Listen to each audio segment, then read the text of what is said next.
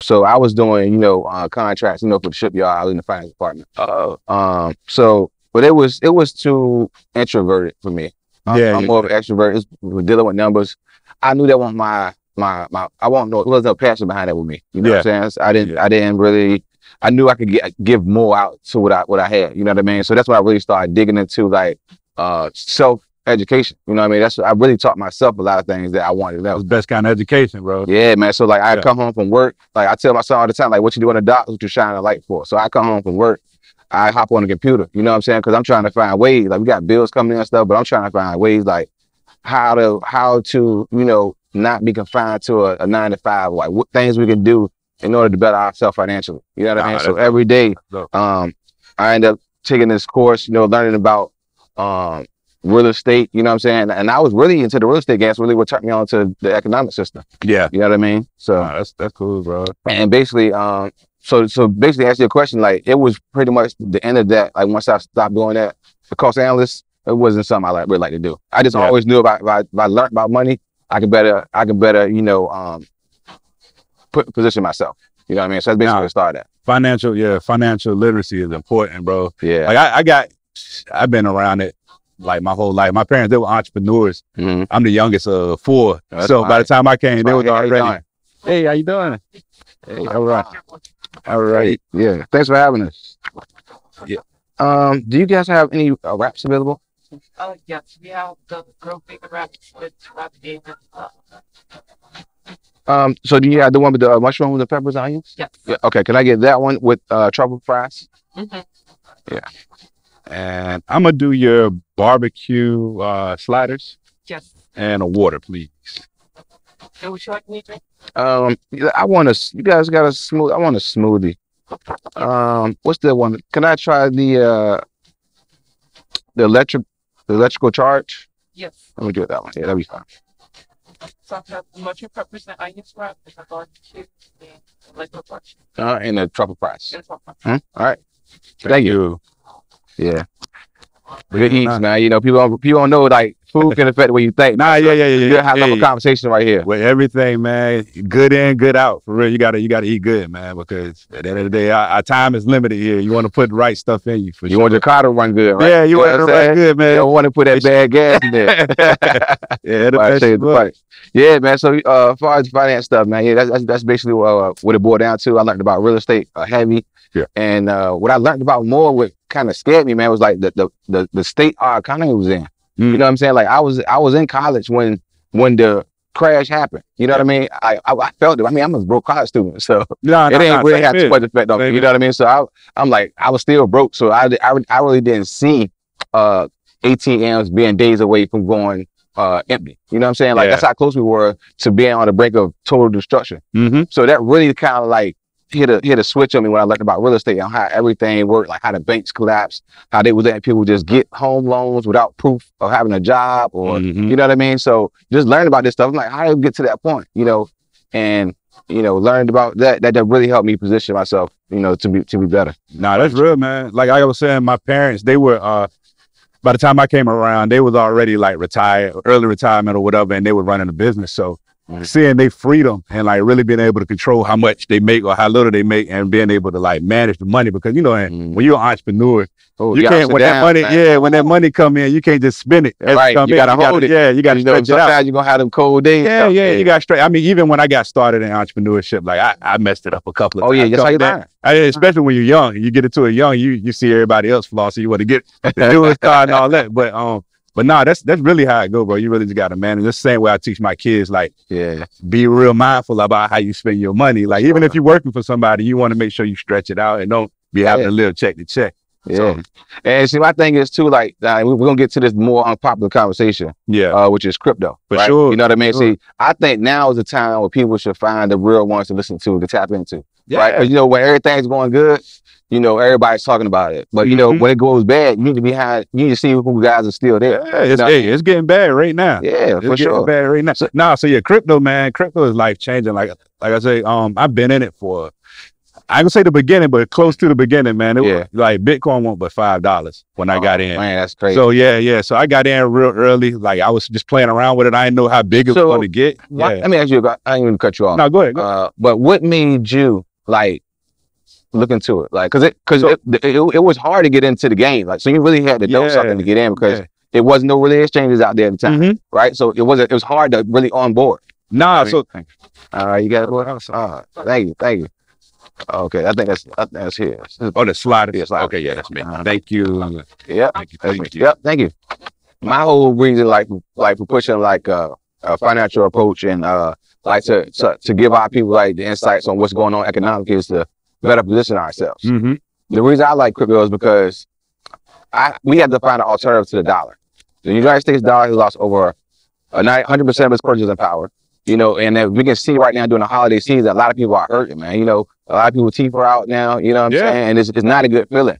And, you know, trying to keep up with the Joneses at the same time, you know, you gotta learn how to sacrifice. That's another story. But, you know, it's just, this is why I talk so much about financial literacy. So my question to you was like, what made you like jump into crypto? Because like I said, the onboard had to be hard. Yeah, it was hard. So I'm a software engineer. So I picked it up a little easier than other people. But honestly, I did it out of necessity. Because I was trying to buy a house. Gotcha. And at the time, my credit was terrible. Yeah. My mom was like, I had 2 kids. Yeah, I had 2 kids. My mom was like, hey, just move in here, stack your money up, pay the debt off. You swallowed pride too. See that? Yeah. It was, bro, moving back in there with your wife and kids, it was terrible. Yeah. So as I was there, you know, I'm working a full-time job, and then I would come home and I keep hearing this crypto, this Bitcoin. It wasn't even crypto then. It was just Bitcoin. It was the only thing that existed. So I kept hearing about it, and it was on like the forums that I was already looking, like other web development stuff or whatever. Everybody was talking Bitcoin. Okay. So I was like, yo, how I get it?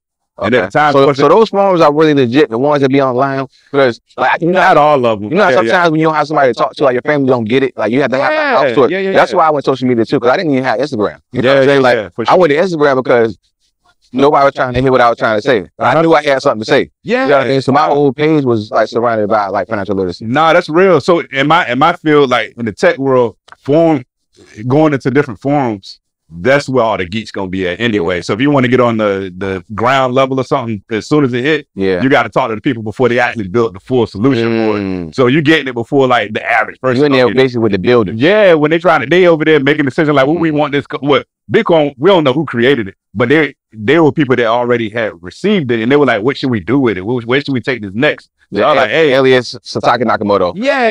Nobody knows who he is. Nobody knows who it is. Exactly. Yeah. So I kept hearing about it, and at the time it was only $5. I was like, man, I got a couple hundred to throw at it, you know what I mean? So, but I couldn't figure out where to get it. I had bought my first one, it was either on Fiverr or... So it was no Binance at this time? Nah. It was was it Mt. Gox still open there? So a little bit after that, Mt. Gox was around. It might have been there, but I just didn't know about it. I didn't even know what the exchange was, because I wasn't even dealing with traditional stock. You won't even stop. Bro, I was broke. Like I wasn't invested in nothing other than like trying to get out. So, but yeah, so at the time I was like, man, let me see where I can get something from.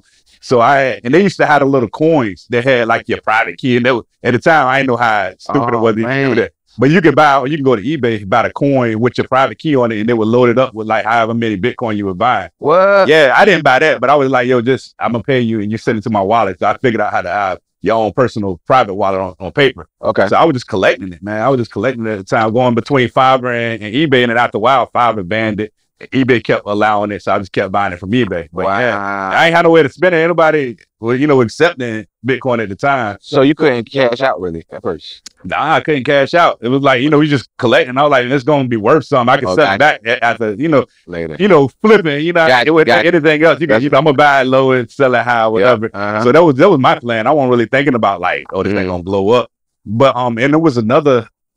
I started earning Bitcoin. It was a site called Feed the Birds. And it was for people that had Twitter followers. Because my Twitter follower was always kind of big. And I used to run a radio station at the time. It was an internet radio. Okay. So we had a big following on there, and they would pay you in. Like people wanted to advertise on other Twitter accounts that had big followers. So this is early ads. Yeah, so this exactly. Wow. So we had probably like 20,000 followers up there, and I was getting like 0.5 Bitcoin every tweet. 0.5 Bitcoin. Tweet all day. Tweet, yeah. But they had it throttled, so you can only do it like once a week or whatever, one campaign per week or whatever. Understood. Yeah. So, but yeah, we were definitely getting it, man. Yeah, that's all right. You know, that's a beautiful thing, man. Because like I said, like I didn't like my biggest thing was like I thought I was trying to figure out like what's gonna be the next thing when the dollar dies, right? Yeah. So I go back to history, right? Like my girl over there, she like history. You know what I mean? Like the money, the OG of money, which I call my whole movement, organic money, is the OG of money, which basically is physical gold and silver. You know what I mean? It was found, you know, it started 1680 BC. You know what I mean? So that's the only money that lasts the test of time. We've had millions of currencies that came and gone. You know what I mean? So I'm thinking like, what's the only thing that stayed constant? What's the only thing that's gonna ever always be here, is gonna always be needed? Yeah. So my thing was gold and silver. You know, so when I'm taking these real estate courses and stuff, right? I don't know if this dude knew he was doing it, but like the whole reason we was there was for real estate, like learning how to flip houses. Like this is back. I learned about flipping houses in 2010. You know what I'm saying? So I'm kind of early before everybody, you know, started doing it and making it a lifestyle. But but the thing that I didn't want to do, I didn't want to sell houses to our people when I knew the economy's gonna crash. So So I'm so back then, like with learning what's going on economically, I'm like, man, this jank about to implode. Like, how you gonna keep this up? You know what I mean? So it's coming back around too, man. But see, my thing is, I learned from that too. So what they did was print money. You get what I'm saying? So like we supposed to have been crashed already. Yeah, they keep propping it up though. Yeah, quantitative easing. So I learned about QE because I was wondering like with the real estate, right? This is how I got to it because I'm trying to make deals with these banks on getting these houses. This is when we had like a couple million houses like vacant. That's when you see like on your block, you got at least one house on the area block that was vacant. So I'm like, man, what's going on? So the banks were being so stingy with the money. I'm like, why the banks don't want to sell this house when they're not making no money from it? You know, come to find out, they're getting funded from the Federal Reserve Bank for quantitative easing. You know what I mean? They was getting mortgage-backed securities. You know what I mean? So they was getting money, so they didn't have to worry about getting money for us. You know Okay. So this is how I really learned about, dang, these people out here just really making money on, you know, both sides type of thing. So that's why I was like, I don't want to be a part of the problem, I want to be part of the solution. So that's when I started moving. Like, look, I gotta let people know what's going on because you know how when you first learn something, you get upset, you get angry, you get mad, then you get action, you get active. You know what I'm saying? That was my active plan. So I came up with the movement Organic Money just to keep us informed as to what's going on because I don't want our people crashing out. You know what I'm saying? And like especially right now during the holidays, it's a lot of people that's getting mentally ill, mentally sick because they can't do what they want to do. They can't buy what they want to buy. Getting bad, man. They're comparing themselves to their parents at their age. You know what I'm saying? And they can't do that. Ain't a fair comparison. We had the most roughest times in history. You know what I'm saying? The COVID set a lot of people off, man. Set a lot of people in the especially kids. Like kids, social anxiety and everything went up because they going through multiple levels of school and not even in school. They remote. So when they had to go back to school, they were like, I don't even know how to talk to these kids. You know? So COVID messed a lot of people up, bro. But even on what you said, as far as like, you don't want to be a part of the problem, you want to be a part of the solution. That's the same thing in the crypto world. Like, it's a lot of scammers, man. It's a lot of Let's scammers, talk about man. the FTX, man. We had a big blooper in the crypto world, you know. For those that don't know, FTX is a cryptocurrency exchange, and basically the exchange was running some illicit activities, let's say put it that way, to where they use another one of their companies to weaponize their tokens. So a token is basically like anybody can create a token, crypto token. They made their own crypto token and they was buying it, propping the price up with the other company. You know, so basically when they ran out of liquidity, of course, you know, they ran into problems. Because nobody expected crypto to crash like it did. So I guess they didn't have any real plan. They ain't have no money to back. No stop losses, no type of plans in case the market went down. And then we see it implode. And then a lot of people that was on their exchange lost all their money. So I what do you think about that? So that was crazy, man. So again, I'm not a fan of exchanges at all. Let's talk about I touch exchange real briefly. Like, you gotta deal with boring. Like you use them to get in. Yeah, you're gonna use your fiat. Like you can't get crypto with nothing. So you're gonna use when I say fiat, like you know, your money, your USD. So you're gonna put it in there, but get it off quick because you can't trust them. They don't have regulation. So, but yeah, that FTX situation, man, it's more details coming out, but they were so grimy, man. That's like they were taking other people's money to leverage their own money. So that's like I give you $100, be like, yo, hold it. You like, yeah, I got you. And then but you I'm gonna go hit the casino real gambling quick. with it. I'm gonna go hit the casino. You'll get gambling with my money. Yeah. So, but the rules. But there was one of the rules against it. Yeah. One of the rules against it, man. So yeah. Yeah, FTX, man, that's just one. I've seen it done many times over, like since the beginning. It's always been Mount Gox. Yeah, Mount Gox. You know, that was the largest. Mount Gox was the largest cryptocurrency exchange in the world. Yeah, when it went down, disappeared, bro. Disappeared one day. Yeah, it was just. Yeah, it killed the prices too. Hey man, I'm still waiting for my settlement from Mount Gox. Hey, they went bankrupt. It disappeared.